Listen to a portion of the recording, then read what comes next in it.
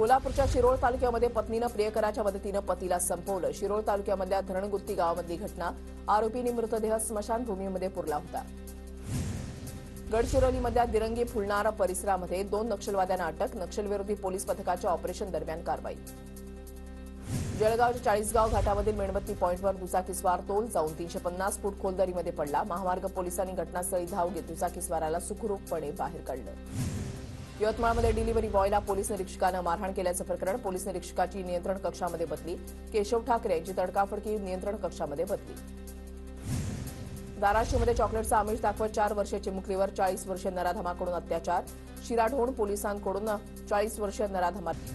गडचिरोलीमध्ये राज्य आणि केंद्र सरकारच्या विरोधात काँग्रेसचं विविध प्रश्नांसाठी धरणं आंदोलन.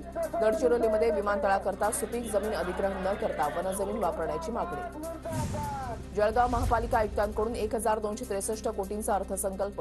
कर्मचाऱ्यांच्या 7व्या वेतन आयोगाच्या फरकासाठी 18 कोटी. जळगावमध्ये एसटी कर्मचाऱ्यांच्या विविध मागण्यांसाठी सरकारविरोधात घोषणाबाजी करत निदर्शनं. मागण्यांसाठी वारंवार पत्रव्यवहार आणि पाठपुरावा करूनही ठोस निर्णय न घेतल्यानं कर्मचारी संतप्त.